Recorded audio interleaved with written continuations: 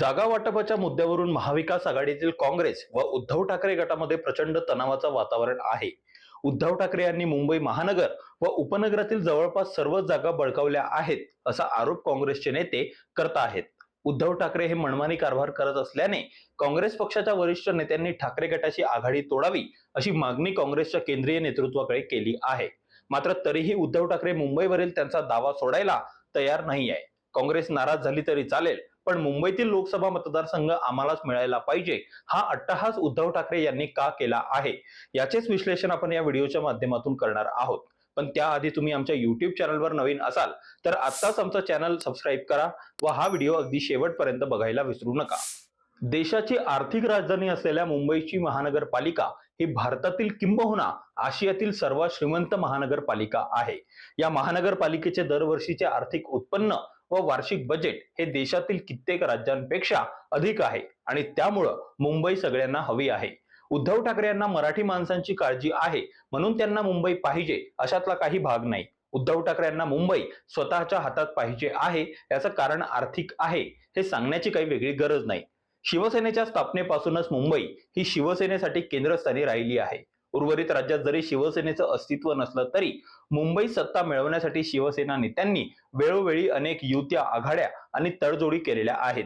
गेली 20 दशकं मुंबई महापालिकेत लाखो कोटी रुपयांचा भ्रष्टाचार झाला असल्याचा विरोधकांचा आरोप आहे आणि हा भ्रष्टाचाराचे उगमस्थान उद्धव ठाकरे आहेत असा आरोप विरोधक सातत्याने करत आलेले आहेत.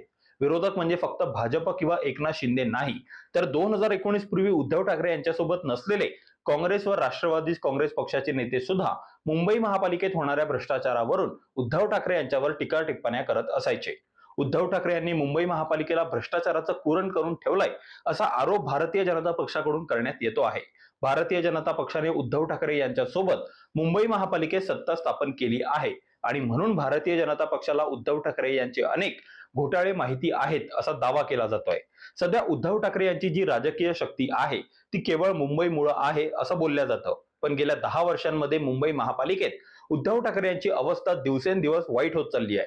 शिवसेनेतील बंडानंतर मुंबईतील अनेक नगरसेवकांनी, शिवसेना पदाधिकाऱ्यांनी व सर्वसामान्य शिवसैनिकांनी उद्धव ठाकरे यांची साथ सोडली आहे. त्यामुळे मुंबई शहरात उद्धव ठाकरे यांची अवस्था अत्यंत दयनीय झालेली आहे. महापालिकेचा कार्यकाळ संपून आता जवळपास 3 वर्ष उलटून गेली आहेत.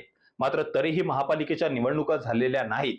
लोकसभा निवडणुका पार पडल्यानंतर महापालिकेच्या निवडणुका होणे अपेक्षित आहे आणि मुंबई महापालिका राखायची असेल तर मुंबई शहरात पुन्हा एकदा वर्चस्व प्रस्थापित करणं गरजेचं आहे हे उद्धव ठाकरे यांनी ओळखलं आहे. मुंबई शहर व उपनगरातून जास्तीत जास्त खासदार निवडून आणायचे व त्या माध्यमातून महापालिकेसाठी ग्राउंड तयार करायचं या रणनीतीवर उद्धव ठाकरे सध्या काम करत आहेत. मुंबई हातातून गेली तर आपलं उरलं सुरलं राजकारण सुद्धा संपुष्टात येईल हे उद्धव ठाकरे यांना चांगल्या प्रकारे ठाऊक आहे आणि याच कारणामुळे उद्धव ठाकरे सहकारी पक्षांना फाट्यावर मारून स्वतःचं राजकारण वाचवण्यासाठी मुंबईसाठी आग्रही आहेत. मुंबईतील अनेक जागांवर काँग्रेस पक्षाने दावा ठोकला असून त्या मतदारसंघांमध्ये उद्धव ठाकरे यांनी आधीच उमेदवारांची घोषणा केली आहे. अशा परिस्थितीमध्ये काँग्रेस विरुद्ध उद्धव ठाकरे गट असा संघर्ष अटळ आहे. मग तो संघर्ष छुपा पद्धतीनं का होईना पण होणे निश्चित आहे.